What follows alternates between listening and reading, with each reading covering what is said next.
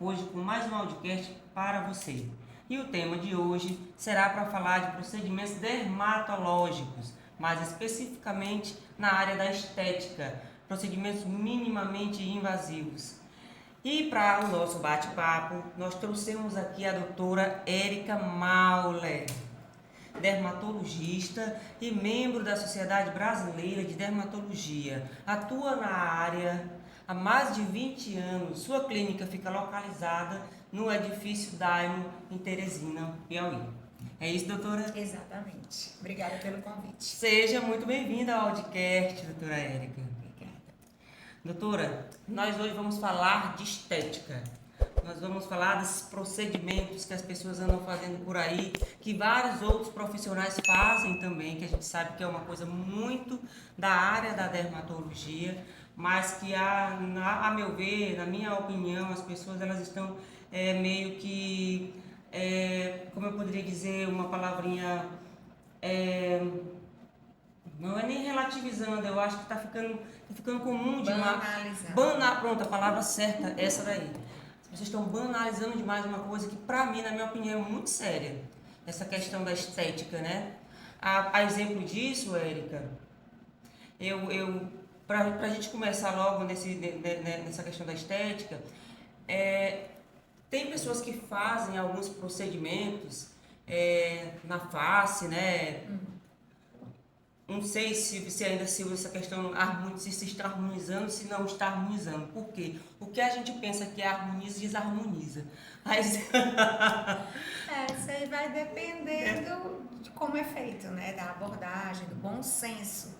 Eu digo que o bom senso do profissional, ele vai determinar e muito a naturalidade do resultado, né? E aí existem as brincadeiras das harmonizações e as demonizações. Exatamente, harmonização e demonização.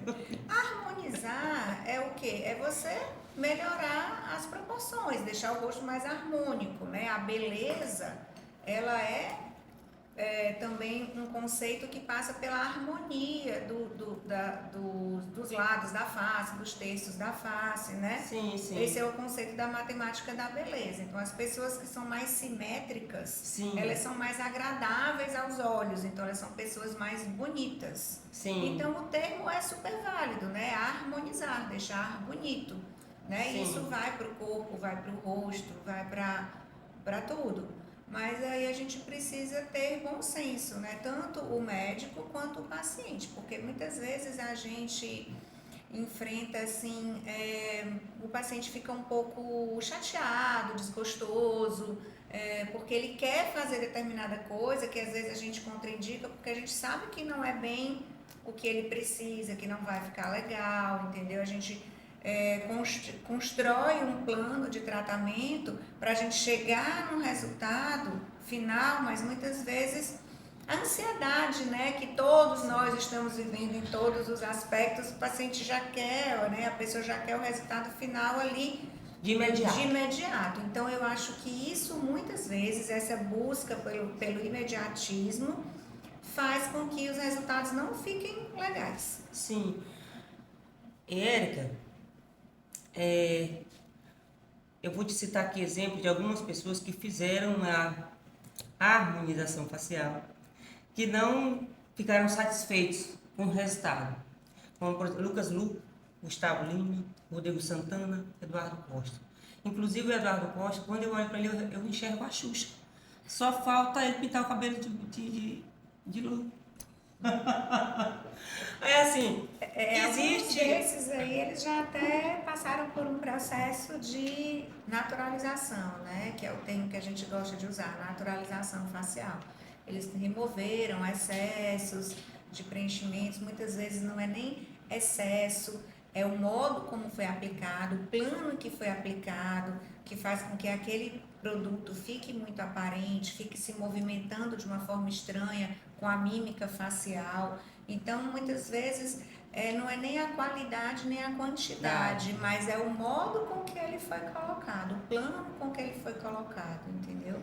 Então dá para É desfazer aquilo que as pessoas não Quando ficam se satisfeitas. usa ácido hialurônico, dá para desfazer. Não é uma coisa que as pessoas têm que pensar assim, vou fazer, se eu não gostar, desfaço. Não é assim. Pois é. Porque a gente usa um produto que é uma enzima que vai degradar aquele ácido hialurônico, mas isso é uma reação inflamatória que vai acontecer ali no tecido. O ideal é que a gente use essa enzima quando realmente acontece uma necessidade, entendeu? Certo. Houve uma alergia, houve uma rejeição, uma oclusão, um problema, ou mesmo assim, você pode remover por questão Olha, estética, a pessoa não gostou gostei. muito, mas não é para o paciente pensar que é uma coisa assim, você não gostar, tiro, não. Não. Não é assim. É, porque o que eles poderiam fazer com relação à estética, eu digo no rosto, que poderia se arrepender depois e não dá para ser desfeito? Assim, O que é minimamente mesmo invasivo, né, nessa então, área? esse conceito de minimamente invasivo é um conceito médico, né? Pois é. O que é invasivo? É um procedimento que entra no corpo, que invade o corpo, ou pela pele, né? Fazendo orifícios, as injeções, agulhas, ou os procedimentos como uma colonoscopia, uma endoscopia, são considerados procedimentos minimamente invasivos. Certo. Uma artroscopia, uma cirurgia de vídeo, né? Videolaparoscopia é considerado minimamente invasivo.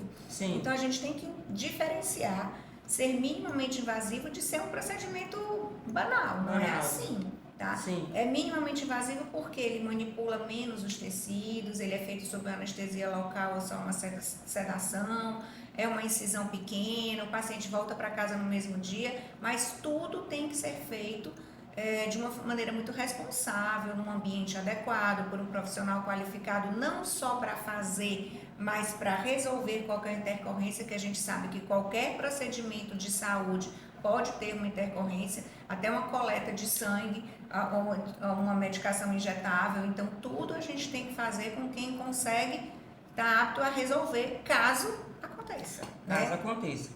Aí é onde entra essa questão de profissionais e profissionais. Se eu, Aldeneide, estou com algumas ruguinhas aqui no rosto, então eu só necessito de um botox. Mas a toxina botulínica, existe ela de vários tipos, da mais barata à mais cara, da menos a mais eficiente. Existem marcas diferentes de toxina botulínica, algumas marcas que estão no mercado, que tem Anvisa, que são ok, mas dentre essas é conhecido que existem algumas que duram um pouco mais, umas que têm o raio de ação um pouco maior, outras um pouco menor, e isso não é ruim, isso é bom porque a gente tem opção. Se eu pego um paciente idoso, Sim, com uma musculatura muito fininha, já uma atrofia de pele, eu posso optar por uma toxina que tenha um raio de ação menor, tá? Porque é até mais seguro para esse paciente, ele não tem uma musculatura muito forte, então eu posso ser mais precisa, dependendo do que eu queira tratar também. Eu posso pegar uma toxina mais concentrada ou menos, se eu quero tratar, por exemplo, uma hiperidrose, né? Um paciente que sua muito na axila ou no couro cabeludo, a gente usa a toxina botulínica também para fins médicos, clínicos, de saúde, não só estético. não só né? estético. Então, a gente ter essas opções é bom. Precisa o profissional saber o que ele quer e saber manejar o produto. Sim. Na visão da Érica, com relação a essa banalização, com relação à Dos estética, procedimentos dos procedimentos estéticos, essa banalização, o que você diria para profissionais que estão lidando com isso? Na realidade, a pergunta não é nem essa. Eu digo que são procedimentos que eu, particularmente, alguns eu costumo fazer, não todos. Como a toxina botulínica, eu acho bem necessário, eu gosto. Mas eu gosto de uma maneira que também não trave meu sorriso, não... Mas tem paciente que gosta de ficar com a testa bem congelada e não tem problema. Não tem entendeu? problema. Isso daí vai muito do senso estético de cada um. Né? A gente tem também que ter essa noção que é belo para mim, pode não ser para você. Outro. Né? Mas isso tem isso a gente pode ser flexível até um certo ponto, né? Desde que isso não vá comprometer a funcionalidade da sua face, né? Da sua mastigação, Sim, sim. Da movimentação da questão funcional mesmo. E não tirar muito essa questão da identidade visual da gente. Eu gosto da minha sobrancelha um pouco mais arqueada. Então tem umas coisinhas que eu gosto e outras que eu não gosto. Na realidade, eu gosto do natural. Então a toxina, pra mim, ela entra pra dar um upzinho, sabe? Dar uma ajeitadinha naquilo que eu A não... tendência dos procedimentos cosmiátricos hoje em dia é exatamente essa, né? Tentar deixar as pessoas o mais natural possível, né? É aquele paciente que você olha, tá belo, tá bonito, a pele tá tratada, tá hidratada, tem menos rugas, né? Porque a gente nunca quer zerar, a gente tem que ter muita consciência que a gente tá gerenciando o envelhecimento. A gente não vai parar o envelhecimento de ninguém, isso não existe. Não existe. Né? Mas a pessoa vai estar com menos rugas, uma pele um pouco mais firme, mais viçosa, viçosa, mais bonita. E assim, mas você não consegue identificar bem o que ela fez. Não é uma coisa artificial, não é uma coisa que salta aos olhos, não é aquela boca preenchida que chega primeiro que a pessoa, aquela sobrancelha tão em V que você, né, que ninguém é daquele jeito. Então, assim, a pessoa tem vários procedimentos, mas você não consegue identificar. Para mim, isso é um sinal de que são procedimentos bem feitos. Bem feitos. Aí é onde eu quero chegar. Eu sei que é um assunto um pouco chato de se falar, porque a gente vê que muitos profissionais estão entrando numa área que eu sei que, inclusive, são até... liberadas ou pelo conselho, né, de cada profissão. Tipo, tem enfermeiros, tem pessoas da área estética, tem dentista fazendo, tem, sabe, muita gente nessa área. E alguns cobram um valor por determinado procedimento que às vezes até assusta a gente. Aí eu fico um pouco nessa, entendeu? Assim, eu enquanto cidadã, aí eu olho e fico, será se vale a pena? Será se o que eu vou fazer, será que eu estou fazendo com a pessoa certa? Ou mesmo fazendo com a pessoa certa, será se o produto que eles vão estar aplicando em mim é o mesmo que a doutora Érica aplica? E se der problema, será que eles vão saber resolver ou eu vou ter que recorrer à doutora Érica, que é uma pessoa que estudou bem mais com relação a tudo isso? Isso é um tema assim, bem polêmico, é complicado você julgar, né, os outros profissionais. A gente tem profissionais de todas as áreas, muito estudiosos, competentes, né?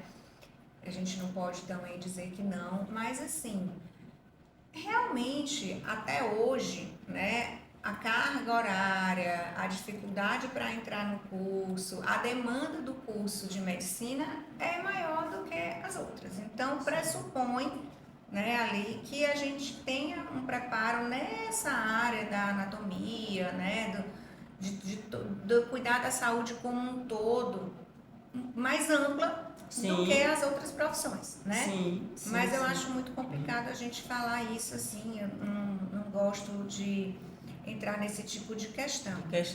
A questão do valor é uma coisa que passa por inúmeras, né? A precificação de uma coisa, o valor é diferente do preço. Sim. Né? Sim. Mas uma coisa que a gente vê muito, isso é fato, é que quando complica, vem para o médico. Exatamente. Vai para o hospital. Vai para o hospital. Né? Porque eu já recebi vários pacientes com insatisfações que às vezes nem era um erro, era uma coisa do processo, por isso que é muito importante você saber orientar. Bom. Você acalmar seu paciente, olha, você vai passar por isso, vai ficar roxo, não vai inchar, não vai, é normal, não se preocupe, eu tô aqui. Porque assim, um procedimento estético, ele vai passar por essa evolução até ele chegar no resultado final. Sim. Então, se você não orienta, a pessoa pode se assustar. Então, eu já recebi pacientes nesse meio tempo aí, porque eles não sabiam que aquilo ali era normal. E aí você voltou no seu profissional? Não, porque eu na hora não sente segurança. Então, eu acho que isso é um ponto importante para quando você for procurar um profissional em qualquer área para fazer um procedimento, tenha confiança para ele lhe acompanhar no pós e eventuais complicações, intercorrências pequenas, médias ou grandes que podem ocorrer. Isso é muito importante. O chato é isso, porque assim, pode acontecer essas intercorrências e vocês terem que resolver o que era para a pessoa que realizou o procedimento e não resolve. Aí vira quase que um caso de polícia. Assim, quase que um caso. Para a gente colocar a mão no paciente, para a gente se resguardar, a gente precisa que o paciente redija um documento de alguma coisa dizendo que ele já chegou assim. Geralmente o paciente não quer, aí é uma situação muito delicada. Muito delicada. Sim, doutora, com relação a esses procedimentos, outra pessoa que me chama a atenção, a cantora Anitta. Eu achei que ela perdeu muito a sua identidade visual. Será que aquilo tudo que aconteceu com ela foi somente ácido hialurônico? Não, a Anitta agora, nesse último procedimento, claramente ela fez uma cirurgia plástica. Né? Então, ali já entra plástica. Ela fez uma intervenção cirúrgica mesmo. Ela mudou a altura do lábio, ela mexeu nos olhos, ela mudou bem as feições mesmo, mas ela tá super feliz, tá se achando. Se ela tá feliz, tá bom demais, e foi bem sucedido. Você vê que assim, você pode gostar ou não do resultado estético final, mas ela não teve nenhum problema. Pelo menos ela não. Ela não relata, né? Exatamente, ela tá aí, tá bem e foi bem sucedido. Eu lembro assim que antes de tudo isso de agora que está acontecendo, porque todo dia acontece um fato novo. A ciência, ela é incrível, né? Todo dia tem algo novo no mercado. No tempo do Michael Jackson, ele foi se mexendo na cara, no nariz, e afinando o nariz, ficou de um jeito que, se fosse nos dias de hoje, talvez ele não precisasse ter feito tanto. Eram procedimentos com resultados mais artificiais, né? Menos refinados. E hoje a gente melhorou muito isso também. Menos doloroso também, né? Nos procedimentos estéticos. A gente tem equipamentos de laser, de ultrassom microfocado, que a gente não tinha antigamente, que eles são muito precisos e promovem um rejuvenescimento, um estímulo de colágeno muito eficaz, né? Com laser, ultrassom microfocado, radiofrequências. Então, são tecnologias que cada vez estão entregando resultados melhores, né? Mais naturais, eficazes, com pouca demanda ali do paciente, né? Um pós muito tranquilo, né? Que é o conceito aí do procedimento minimamente invasivo. O microagulhamento ainda se usa muito? Usa sim. Tanto o microagulhamento com rolinho, né? Manual, quanto os microagulhamentos com máquinas, né? Tem máquinas de radiofrequência acopladas com microagulhamento, porque o trauma, ele gera colágeno. O trauma, ele gera uma resposta do organismo que vai combinar ali com a produção de colágeno. Óbvio que isso tem que ser controlado, né? De uma forma para que minimize eventual dano ali para o tecido, né? Mas sim, o microagulhamento é excelente como rejuvenescimento, né? Tanto que o nome médico é IPCA, Indução Percutânea de Colágeno por Agulhas. Ou seja, então, ajuda mesmo na produção do colágeno. Ajuda a melhorar a cicatriz de acne, até para estímulo de crescimento do cabelo. Isso é bom. Os peelings químicos são os procedimentos estéticos, eu acho que assim, mais antigos, né? São os mais antigos. Os primeiros são os procedimentos e que entregam muito resultado. Acho que tem o que aí, que uns 20 anos mais. Muito mais.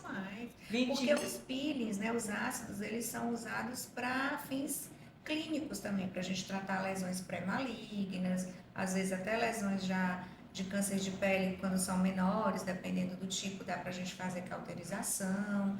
Então, é usado na clínica mesmo. Na ginecologia se usa também para cauterizar algumas lesões ali em vulva, né, os ácidos. Então, eles têm um uso muito antigo na medicina. O microagulhamento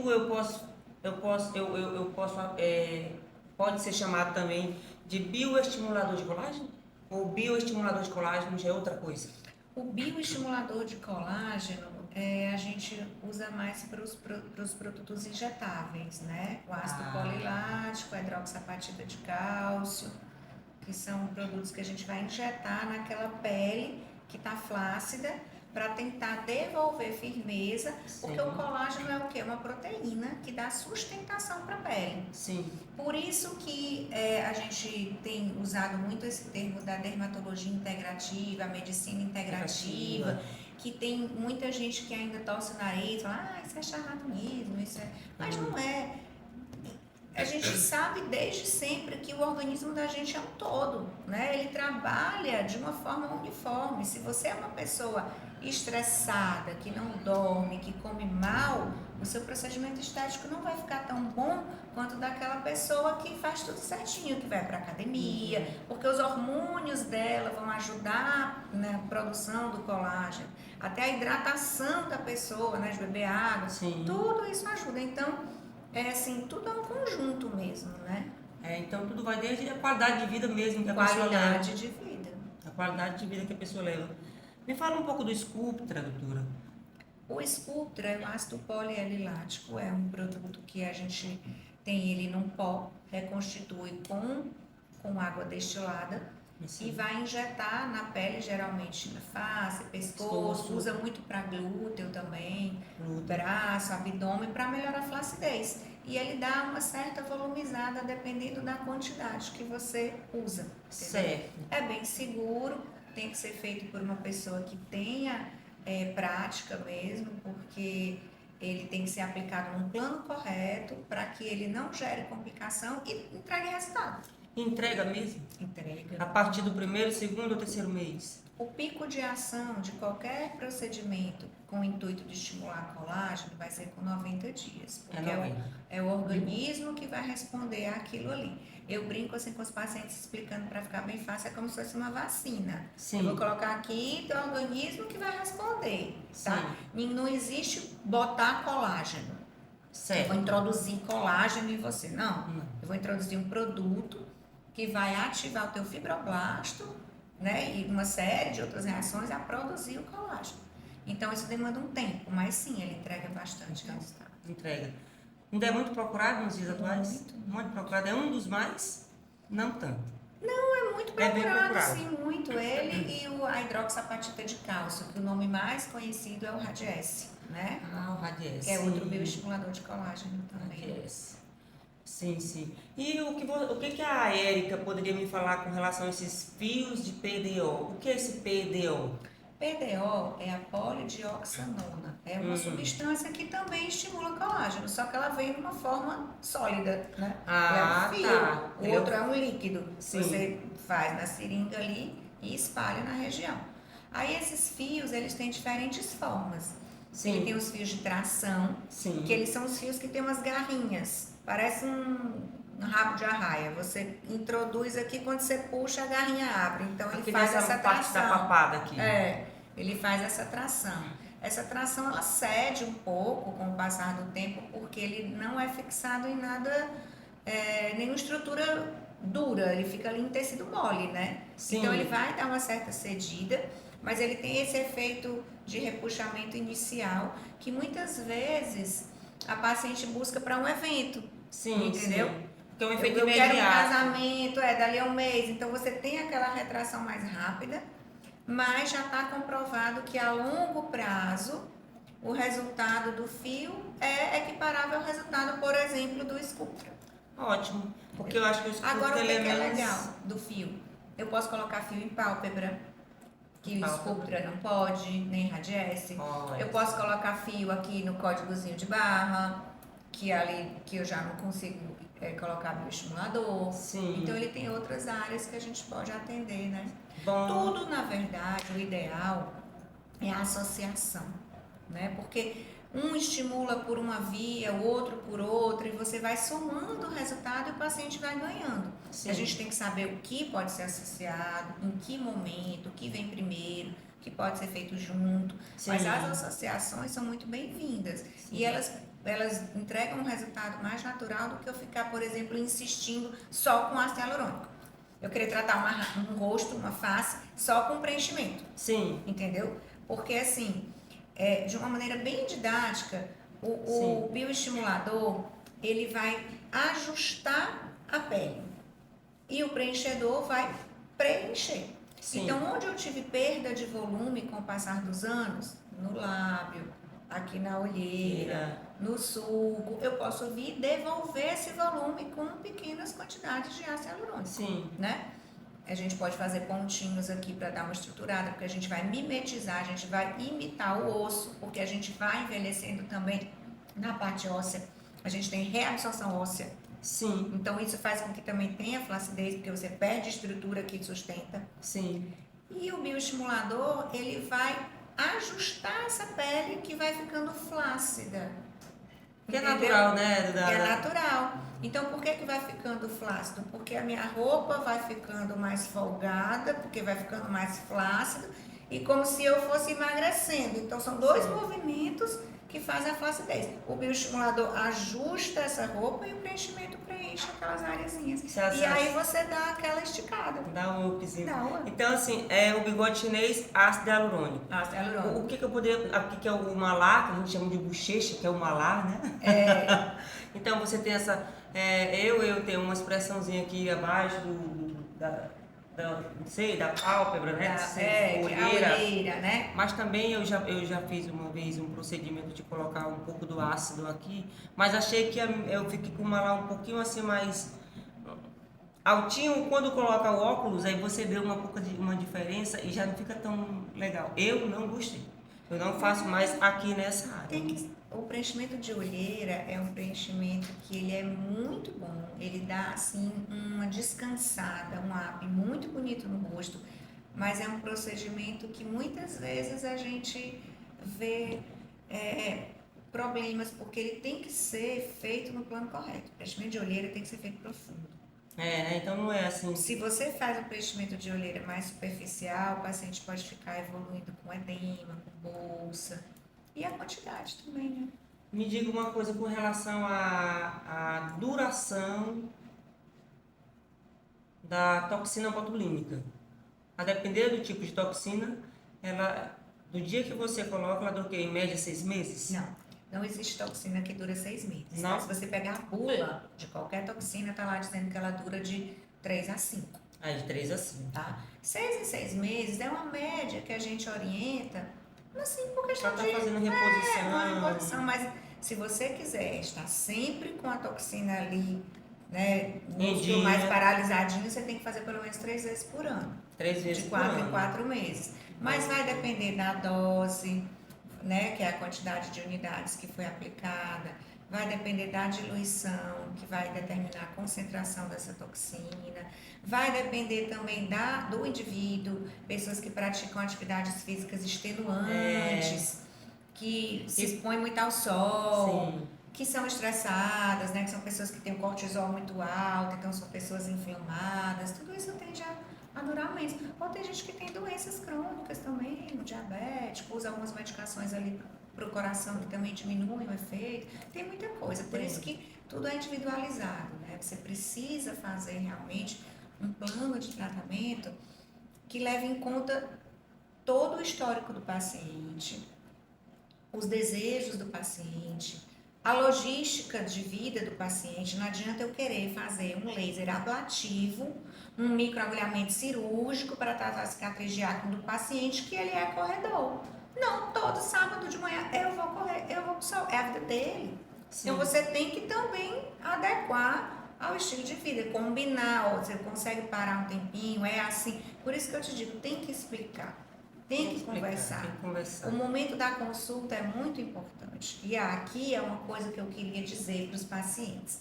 Muita gente vê o momento da consulta assim como desvaloriza, como um empecilho. Mas eu tenho que pagar a consulta? Mas se eu fizer o procedimento, desconta a consulta? Gente, a consulta, se bobear, é o momento mais importante. É um direito seu, é um momento seu para você tirar todas as suas dúvidas, para você conhecer aquele profissional. É uma troca. Então, ali, é óbvio que um paciente já antigo, ele pode ligar para a clínica e falar: que eu quero refazer minha toxina, eu já conheço. Mas um paciente novo, você não me conhece, eu não te conheço, então a consulta é importante. E aí, voltando para a questão dos profissionais de saúde das outras áreas, sim, eu penso, que é um pensamento meu, tá, que muitas vezes essa consulta vista como uma barreira que não acontece nas outras especialidades, né, nas outras profissões, aproxima. Sim. Então o paciente se sente mais acolhido. Não, eu vou ali porque eu não tenho que passar pela consulta, porque a consulta é um gasto, porque a consulta é chata, a consulta vai me atrasar, eu já quero ir, quero fazer. Muitas vezes é nesse momento aí que o negócio sai errado, porque não era para ter começado por ali, não era para ter feito daquele jeito, tinha que ter conversado, tinha que ter planejado, entendeu? O imediatismo, a falta de paciência. Que está cometendo todo mundo em todos os âmbitos, né? Também Exatamente. leva prejuízo nessa questão. Eu gosto muito de vocês médicos quando se trata com relação a tudo, né? Mas como a gente está falando de procedimentos estéticos, por exemplo, nos médicos que eu já andei, quando eu falo que eu estou sentindo necessidade de algo, vocês, olha, a dose para você é essa, eu acho que assim vai ficar legal, se colocar demais vai ficar artificial. Então vocês dão toda uma dica pra gente. Vamos fazer, você volta. Exatamente. Coisa, gente, né? Eu acho que tem que ter calma. Isso dá muita segurança, vocês passam muita segurança para o paciente. Isso pra mim é... A gente tem que entender que assim, quando a gente introduz um medicamento ali na face, existem inúmeras estruturas ali ao redor. Né? Tem vaso, tem nervo, tem vaso linfático, tem músculo. Eu não posso chegar com um volume gigante e comprimir tudo ali de uma vez só. Você vai criando espaço, né? Paciente retrognata. Eu vou, ponho o queixo, dali a uns 8 meses, vamos botar mais um pouquinho. A gente tem que ir devagar. Um lábio muito, muito fino. A gente vai construindo esse lábio aos poucos. Porque se eu colocar muito produto, muitas vezes esse produto ele pode migrar. Então, às vezes ele vai para a região aqui ao redor do lábio e dá aquele famoso bico de pato, aquela boca que fica artificial, porque a gente vai movimentando, né, a musculatura. Sim. Então, o produto ele vai acomodando. Então, precisa ter muita parcimônia, ter muita calma. A gente não pode, todo mundo que trabalha, que tem uma empresa, né, tem que ser saudável financeiramente, né? A gente está trabalhando porque a gente precisa, mas a gente não pode colocar isso antes de tudo. Vou botar muito produto, vou fazer muita coisa de uma vez. Não, gente, calma. Devagar. O paciente vai, se for bem conduzido, ele vai ser seu a vida inteira. Não precisa fazer tudo ali, ele vai voltar, sabe? Então, assim, eu acho que tudo conversado, feito com calma, feito com segurança, com responsabilidade, tem muito mais chance de dar certo. Dar certo. Com certeza. É interessante isso. E uma outra coisa que me preocupa, salão de beleza fazendo preenchimento labial. Não é nem preenchimento labial, pigmentação. A pigmentação, vocês fazem também? Não, geralmente não é um procedimento médico, né? Não, né? Pode ser feito mesmo. Mas mesmo assim, você tá ali... É como se fosse uma tatuagem, né? É invasivo, né? Há um certo sangramento, precisa ter um cuidado de asepsia, né? Precisa. Isso é muito importante. Então, o local onde se fazer, você tem que prestar muita atenção. Se o lugar se propõe a fazer, ele tem que ter um espaço adequado para aquilo ali, usar os EPIs, né? Usar as luvas descartáveis, tudo direitinho, tem que ter um treinamento mesmo, porque... É isso, a gente não pode banalizar. É só uma micropigmentação. Não, mas ali pode vir uma infecção. A gente viu agora há pouco tempo, eu não vou lembrar o nome dele, mas um influencer, um rapaz que fez uns fios de tração. Sim. Você viu? E ele morreu. Não. Foi muito triste, porque assim, na verdade, eu não sei direito o que aconteceu, mas pelas fotos, pelo que saiu na mídia, o que deu a entender é que ele evoluiu com uma infecção tardia já. Olha só. E que não foi bem conduzida. Então, assim, o profissional fez o procedimento e abandonou. Quando ele ligou que estava com dor, estava muito roxo, longe do local onde ele tinha feito. Não, é assim mesmo, é assim mesmo. É assim mesmo, por aí fica, né? E aí, quando ele procurou um serviço médico, uma urgência no hospital, infelizmente, ele já estava... Já tarde demais. Um rapaz jovem, né? Gente, eu gostaria de dizer para vocês que nós estamos aqui com a doutora Érica, dermatologista, falando de procedimentos estéticos. É de graça, é para vocês, então... daqui a alguns dias, aliás, toda quinta-feira sai um vídeo nosso aqui do podcast, sempre com assuntos atualizados, entendeu? Nós conversamos sobre assuntos de utilidade pública, então não perca, corra lá no nosso canal, já temos vários vídeos sobre vários assuntos e hoje o nosso assunto é falar justamente de dermatologia com relação aos procedimentos estéticos. Doutora, o Audicast, ele tem algumas perguntas para lhe fazer sobre mitos, curiosidades e verdades. Eu sei que essa frase harmonização facial é algo que já está caindo em desuso justamente por conta da banalização. Ficou muito associado aos procedimentos exagerados, né, em excesso. Então, é um termo que ficou um pouco pejorativo. Mas eu vou lhe fazer uma pergunta utilizando esse termo. Certo. A harmonização facial, ela é mesmo uma arte ou ela virou um exagero em busca do rosto perfeito? Ela é uma arte. Ela é uma arte. Mas ela precisa ser feita por um bom artista, né? Como diferenciar uma harmonização bem feita de uma que passou do ponto, doutora Eva? Eu acho que é artificial, quando fica artificial. Demais, tirou a naturalidade, né? Quando fica um semblante agressivo, né? Uma coisa que fora impacta do de uma... normal, né? Exatamente. Tudo que é bonito, né, é natural. Tudo que é bonito, eu também gosto disso. Né? Eu gosto disso. Por que ainda existe tanto preconceito ou medo em relação à dita harmonização facial? Eu acho que foi justamente por esse boom, né, de pessoas, de profissionais fazendo sem muito bom senso, né? E aí gerou muitos resultados inestéticos, exagerados, artificiais, as pessoas ficaram muito parecidas, porque assim, tudo tem um protocolo. Quando você vai estudar, aprender qualquer coisa na medicina, tem que ter um protocolo, faz assim, início, meio e fim, porque você está ensinando para os alunos. Sim. Né? Mas tudo na medicina, em qualquer área, é individualizado. Né? Então, existe o padrão a ser feito, a ser seguido, mas tem que ser individualizado. Não dá para fazer tudo igual em todo mundo. Então, eu acho que foi aí, com esses cursos mais rápidos, né? Tudo hoje é muito express, muito você faz e já sai replicando, que as pessoas foram ficando todas muito iguais, não foram respeitando as individualidades de cada um, né? Aquele afã de você ficar... E eu acho também que teve uma época que era meio que sinônimo de status social, você mostrar que tinha feito. Sim. Sabe? Sim. Então tinha que ser uma coisa mesmo, boca, eita, fulano. cílio muito grande, tudo. Até a questão da moda, né?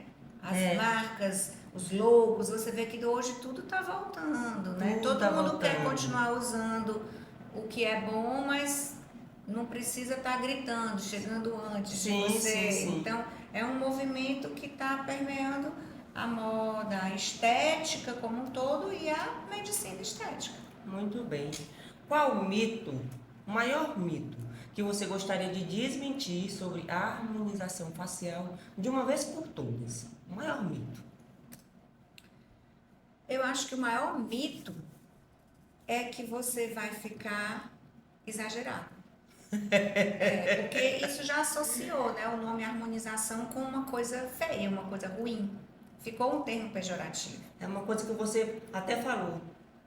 Harmonização e demonização. A harmonização pode se tornar uma demonização. Por isso que a gente tende hoje a usar o termo naturalização facial. Então dá para ficar natural mesmo fazendo procedimentos ou é lenda urbana?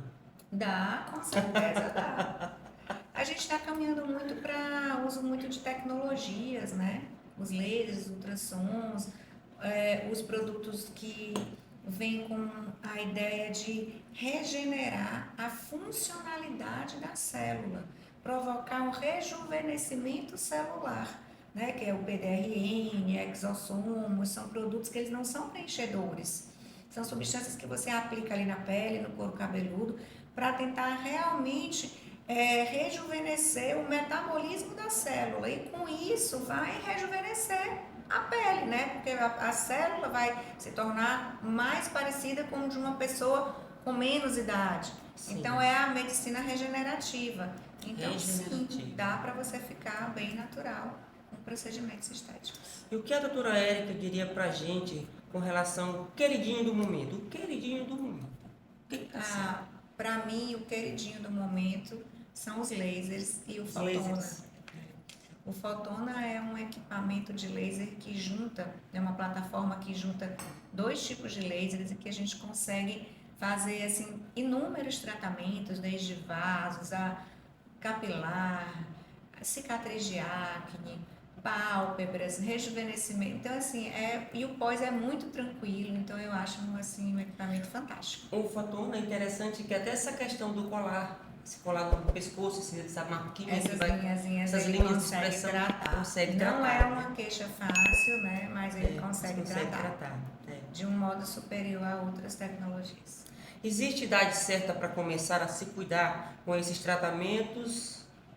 Uma idade, você, a partir de quantos anos eu já posso começar a fazer algum procedimento estético? Não tem restrição de idade, mas socialmente e culturalmente falando, né? Geralmente as pessoas começam a olhar para essas coisas e pensar em fazer depois dos 25, que é quando você começa a ter ali já uma perda mesmo da produção de colágeno. Sim. Antes disso, eu acho que o mais importante é você ter hábito de vida saudável. Tá. Né? Sim. Usar um filtro solar, usar um hidratante, se alimentar bem, dormir bem, gente. O sono é reparador. Tá? Você produz GH, que vai ajudar até na cicatrização, na regeneração celular. A melatonina é um antioxidante natural, né? Que vai ser produzida no escuro. Então, assim, você dormir bem, você comer bem, já é muito. Antes dos 25 anos, eu acho que você tem que pensar nisso. Pensar. Dá para fazer manutenção facial sem precisar virar refém do espelho todo mês? Eu nem indico que você fique refém nunca, sabe? Eu digo para minhas pacientes, não fique se medindo com régua. A gente não é um boneco, né? A simetria facial, como eu falei, é um padrão de beleza, mas ninguém é 100% simétrico. Inclusive, teve um trabalho que pegou algumas pessoas tidas como muito bonitas. Sim. E por computação gráfica deixou ela exatamente igual uma face à outra e ficou todo mundo muito estranho. Sim. Então as pequenas assimetrias elas são naturais, né? Eu acho que a pessoa tem que se ver como um todo, né? Tem que se amar, tem que se gostar, se cuidar, mas não ficar se apegando a detalhes, aqui. Não, porque senão você vai estar eternamente insatisfeito.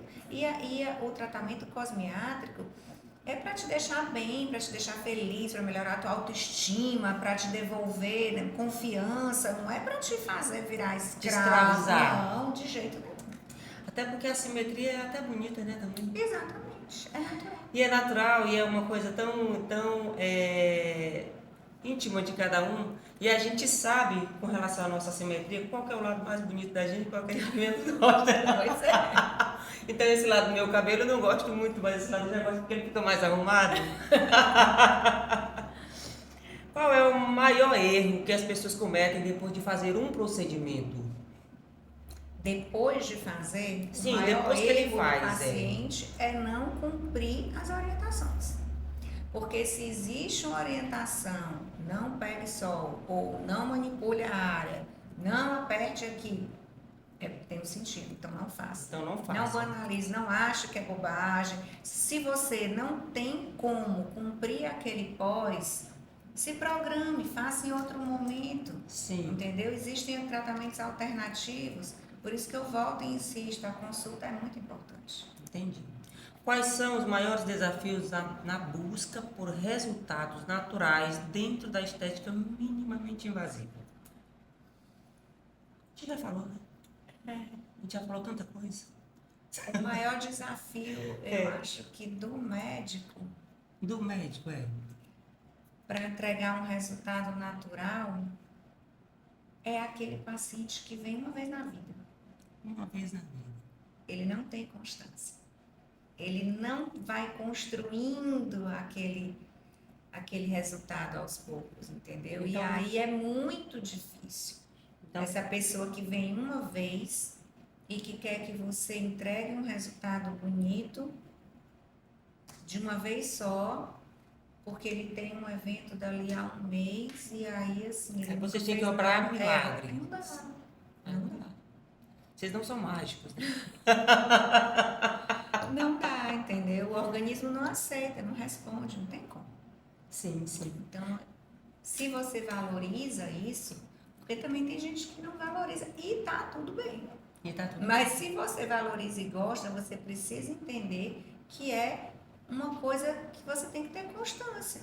Como na sua academia, se você vai e você para, você não vai perder aquele Com resultado. certeza. É a mesma coisa. É a mesma coisa. A gente é muito condicionado, todo mundo já entendeu que o músculo tem memória, né? O músculo tem memória. Ah, o seu corpo tem memória. A sua pele também. Se você abandonar, você vai perder tudo. Você Porque vai todo dia a gente acorda um pouquinho mais velho. Com toda certeza. Mais experiente. Mais experiente. Novamente, gostaria de lembrar aqui para os nossos ouvintes que nós estamos aqui com a doutora Érica, dermato, falando de procedimentos minimamente invasivos, falando de estética.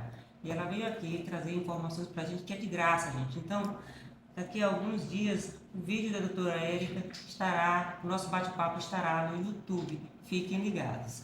Doutora, para encerrar o nosso audiocast, como você enxerga o futuro desses procedimentos dentro da dermatologia estética nos próximos 5 a 10 anos? Olha, a gente já está caminhando, né, para um movimento de, como eu te disse, da medicina regenerativa, de tratamentos que tendem a tentar melhorar a funcionalidade do tecido, a funcionalidade da célula, para que esse ganho de rejuvenescimento estético venha disso aí, né? Muito mais naturalidade, muito mais tecnologia do que propriamente as buscas pelas transformações, tá? Sim. O ácido hialurônico ele vai continuar sendo usado porque ele é bom, ele é seguro, ele é capaz de entregar resultados não só estéticos, mas clínicos, corrigir assimetrias, às vezes até após acidentes, perdas, né, de volume e tudo. Então é um procedimento que vai continuar. Eu sei que isso é a maior, o mito, né, que se criou, ácido hialurônico fica feio. Não, Sim. a gente precisa ter bom senso. Mas o futuro é buscar por procedimentos que façam um rejuvenescimento verdadeiro, né?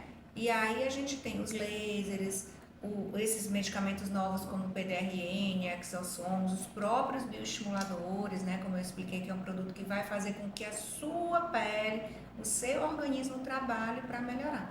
Então eu acho que o futuro é pensar mesmo em qualidade de vida, saúde e estética alinhadas. Bem-estar. Bem-estar. Muito bem. Então é isso, doutora Érica. A gente fica muito grato por sua Eu que vinda agradeço, aqui. foi um prazer. E vamos brindar a esse maravilhoso momento. Vamos. Obrigada, foi um Eu que prazer. agradeço.